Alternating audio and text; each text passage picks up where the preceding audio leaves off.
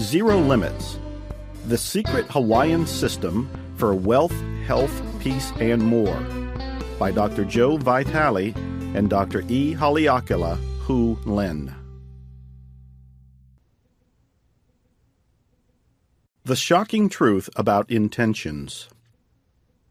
After that first call with Dr. Hu Len, I eagerly wanted to know more. I asked him about the seminar he was doing a few weeks later. He didn't try to sell me on it. He said he was constantly clearing, so only the right people went to it. He didn't want a crowd. He wanted open hearts.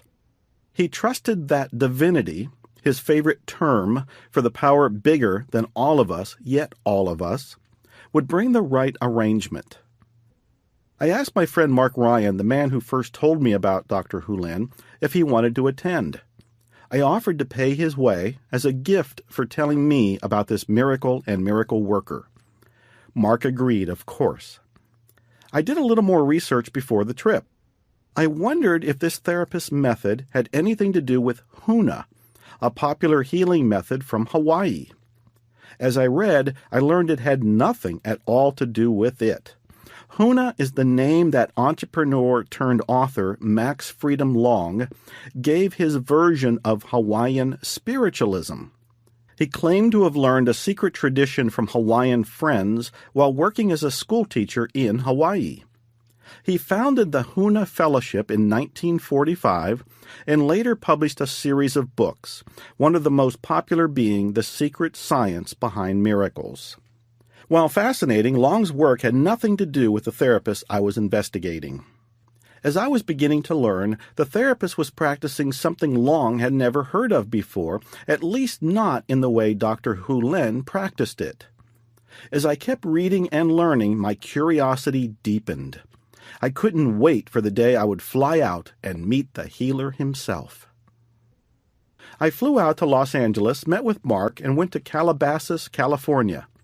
Mark showed me L.A. before doing so, and we had a great time. But we both wanted to meet the man we had heard so much about. While Mark and I had stimulating and deep conversations over breakfast, what we both wanted was the seminar. When we went to the event room, we found a line of about 30 people. I kept trying to stand on my toes so I could see over everyone's heads. I wanted to see the healer. I wanted to see the mystery man. I wanted to see Dr. Hu Len. When I finally made it to the door, Dr. Hu Len made it to me. "Aloha, Joseph," he said, extending his hand. He was soft-spoken, yet with charisma and authority. He wore Dockers, sneakers, an open shirt, and a business jacket. He also wore a baseball cap, which I later learned is his trademark. "Aloha, Mark," he said to my friend. There was small talk as he asked about our flight, how long it took to get from Texas to Los Angeles, and so on. I loved this man instantly. Something about his quiet confidence and grandfatherly style of being made me resonate with him. Dr. Hu Len likes to start on time. As soon as the event began, he called on me. "Joseph, when you delete something from your computer, where does it go?" "I have no idea," I replied. Everyone laughed. I'm sure they had no idea either. "When you erase something from your computer, where does it go?" he asked the room. "To the recycle bin," someone shouted out. "Exactly," Dr. Hu Len said. "It's still on your computer, but it's out of sight. Your memories are like that. They are still in you, just out of sight. What you want to do is erase them." I found this fascinating, but I had no idea what it meant or where it was going. Why would I want memories permanently deleted? "You have two ways to live your life," Dr. Hu Len explained. "From memory or from inspiration. Memories are old programs replaying. Inspiration is the divine giving you a message. You want to come from inspiration. The only way to hear the divine and receive inspiration is to clean all memories. The only thing you have to do is clean." Dr. Hu Len spent a lot of time explaining how the divine is our zero state. It's where we have zero limits. No memories, no identity, nothing but the divine. In our lives, we have moments of visiting the zero-limit state, but most of the time we have garbage, what he calls memories, playing out. When I worked at the mental hospital and would look at patients' charts, he told us, I would feel pain inside me. This was a shared memory. It was a program that caused the patients to act the way they did. They had no control. They were caught up in a program. As I felt the program, I cleaned. Cleaning became the reoccurring theme. He told us a variety of ways to clean, most of which I can't explain here because they are confidential. You have to attend a Ho'oponopono workshop to learn them all. Again, go to ho'oponopono.org. But the method of cleaning Dr. Hu Len used the most, and still uses today, and the one I use today, is as follows. They are simply 4 statements that you say over and over, non-stop, addressing them to the divine. I love you. I'm sorry. Please forgive me. Thank you. As we went through this first weekend event, the phrase, I love you, became part of my mental chatter. Just as sometimes you wake up with a song playing in your head, I'd wake up hearing, I love you in my head. Whether I consciously said it or not, it was there. It was a beautiful feeling. I didn't know how it was clearing anything, but I did it anyway. How could I love you be bad in any way, shape, or form? At one point in the event, Dr. Hu Len again singled me out. He asked, Joseph, how do you know whether something is a memory or inspiration? I didn't understand the question and said so. How do you know if someone who gets cancer gave it to themselves or was it given to them by the divine as a challenge to help them? I was silent for a moment. I tried to process the question. How do you know when an event is from your own mind or from the mind of the divine? I have no idea, I replied. And neither do I, Dr. Hu Len said. And that's why you have to constantly clean, clean, clean. You have to clean on anything and everything, as you have no idea what is a memory or what is inspiration. You clean to get to a place of zero limits, which is the zero state. Dr. Hu Len states that our minds have a tiny view of the world, and that view is not only incomplete, but inaccurate. I didn't buy this concept until I picked up the book The Wayward Mind by Guy Claxton. In it, Claxton writes of experiments that prove our brain tells us what to do before we consciously decide to do it. In one famous experiment, a neuroscientist named Benjamin Levitt hooked people up to an EEG machine. It revealed what was happening in their brains. It revealed that a surge of brain activity took place before the person had the conscious intention to do something, suggesting that the intention came from the unconscious and then entered conscious awareness. Claxton writes, he, Levitt, discovered that the intention to move appeared about 1/5 of a second before the movement began, but that a surge of activity in the brain reliably appeared about 1/3 of a second before the intention. According to William Irvine, in his book On Desire, Why We Want What We Want, experiments such as these suggest that our choices are not formed in a conscious, rational manner. Instead, they bubble up from our unconscious mind, and when they finally reach the surface of consciousness, we take ownership of them. And Benjamin Levitt himself, the man who ran the controversial and revealing experiments, wrote in his book, Mind Time, the unconscious appearance of an intention to act could not be controlled consciously. Only its final consummation in a motor act could be consciously controlled. In other words, the urge to pick up this recording may seem like it came from your conscious choice. But in reality, your brain first sent a signal to pick it up, and then your conscious mind followed with a stated intention, something like, this audio looks interesting, I think I'll pick it up. You could have chosen to not pick up this recording, which you would have rationalized in some other way. But you could not control the origin of the signal itself that was nudging you to take action. I know this is hard to believe. According to Claxton, no intention is ever hatched in consciousness. No plan ever laid there. Intentions are premonitions, icons that flash in the corners of consciousness to indicate what may be about to occur.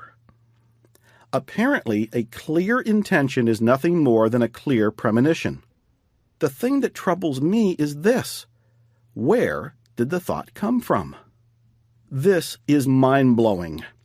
Since I wrote about the power of intention in my book, The Attractor Factor, and since I spoke about it in the movie, The Secret, coming to realize intentions aren't my choice at all was a shock. It appears that what I thought I was doing when I set an intention was simply verbalizing an impulse already in motion from my brain. The question then becomes, what or who made my brain send the intention? In fact, I later asked Dr. Hulen, who's in charge? He laughed and said he loved the question. Well, what's the answer? I confess I was still confused about intentions. I lost 80 pounds by being mentally tough and asserting my intention to lose weight. So was I declaring an intention or just responding to my brain's signal to lose weight? Was it an inspiration or a memory? I wrote and asked Dr. Hulen. He replied saying, "Nothing exists at 0 hour akua. No problems, including the need for intention. Weight concerns are simply memories replaying, and these memories displace 0, you. To return to 0, you, requires divinity erasing memories behind weight concerns. Only 2 laws dictate experiences: inspiration from divinity and memory stored in the subconscious mind. The former brand new, the latter old. Jesus is purported to have said, "Seek ye first the kingdom," 0, and all else will be added, inspiration. 0 is the residence of you and divinity, from where and from whom all blessings, wealth, health, and peace flow. Poi, Dr. Hulen. From what I could see, Dr. Hulen was looking past intentions and going to source, this 0 state, where there are 0 limits. From there you experience memory or inspiration. Concern about weight is a memory. The only thing to do is love it and forgive it and even give thanks for it. By cleaning it, the divine has a chance to come through with an inspiration. What appears to be the truth is that my desire to overeat, which made me obese most of my life, was a program. It bubbles up from my unconscious. Unless I clean it, it will stay there and keep bubbling. As it keeps surfacing, I have to keep being aware of my choice, to overeat or not. This ends up being a lifelong battle. It's no fun. Yes, you can override the tendency to indulge by saying no to it. But obviously that takes enormous energy and diligence. In time, it may become a new habit. But what a hell to go through to get there! Instead, by cleaning on the memory, it will one day disappear. Then the desire to overeat will no longer resurface. Only peace will remain. In short, intention was a limp rag compared to inspiration. As long as I kept intending to do something, I kept fighting with what is. As soon as I gave in to inspiration, life transformed. I still wasn't sure if this was how the world actually worked, and I was still confused about the power of intention, so I decided to keep exploring. I had dinner with Rhonda Byrne, the creator and producer of the hit movie The Secret. I asked her something I longed to know. I asked, did you create the idea for the movie, or did you receive the idea? I knew she had received the inspiration to create the now famous movie trailer that caused a viral marketing epidemic for the movie. And if for some reason you don't know about the movie, go to thesecret.tv. She once told me that the idea for the movie teaser came to her suddenly and within a few seconds. She made the actual preview within 10 minutes. Clearly, she received some sort of inspiration that led to the making of the strongest movie teaser in history. But I wanted to know if the idea for the final feature movie itself came from inspiration or if she felt she did it for some other reasons. This was the crux of my concern about intentions. Were we stating intentions that made a difference or receiving ideas that we later called intentions? That's what I asked her as we sat together at dinner. Rhonda was quiet a long time. She looked off, contemplating my question, searching within herself for the answer. Finally, she spoke. "I'm not sure," she said. "The idea came to me for sure, but I did the work. I created it, so I'd say I made it happen." Her answer was revealing. The idea came to her, which means it came to her as an inspiration. Since the movie is so powerful and so well done and so brilliantly marketed, I can only believe it's all a divine unfolding. Yes, there was work to do, and Rhonda did it. But the idea itself came as an inspiration. It's interesting that after the movie had been out for several months and the buzz for it was reaching historic proportions, Rhonda sent out an email to all the stars in it, saying the movie now had a life of its own. Rather than stating intentions, she was answering calls and seizing opportunities. A book was coming out. Larry King was doing a 2-part special based on the ideas in the movie. An audio version was coming out. Sequels were in the works. When you come from the zero state, where there are zero limits, you don't need intentions. You simply receive and act, and miracles happen. You can stop the inspiration, however. Rhonda could have said no to the nudge urging her to make the movie. That seems to be where free will comes into play. When the idea to do something appears in your mind, coming from either inspiration or memory, you can choose to act on it or not, if you are aware of the impulse. According to Jeffrey Schwartz, in his powerful book, The Mind and the Brain, your conscious will, your power to choose, can veto the impulse that started in your unconscious. In other words, you may get the impulse to pick up this recording, but you can override that impulse if you wanted to do so. That's free will, or, as Schwartz describes it, free won't. He writes, in later years, he, Levitt, embraced the notion that free will serves as a gatekeeper for thoughts bubbling up from the brain and did not duck the moral implications of that. William James, the legendary psychologist, felt that free will took place after the impulse to do something and before you actually did it. Again, you can say yes or no to it. It takes mindfulness to see the choice. What Dr. Hulen was teaching me is by constantly cleaning all thoughts, whether inspiration or memory, I would be better able to choose what was right in that moment. I began to see that my weight loss came because I chose not to obey the memory or habit that was nudging me to eat more and exercise less. By choosing not to follow those addictive impulses, I was kicking in my free will or free won't ability. In other words, the urge to overeat was a memory, not an inspiration. It came from a program, not from the divine. I was ignoring the program or overriding it. What I gathered Dr. Hulen would suggest as a better approach is to love the program until it dissolved and all that remained was divinity. I still didn't quite understand all of this, but I was listening and choosing to not cancel anything out because it was new. Little did I know what was in store for me next.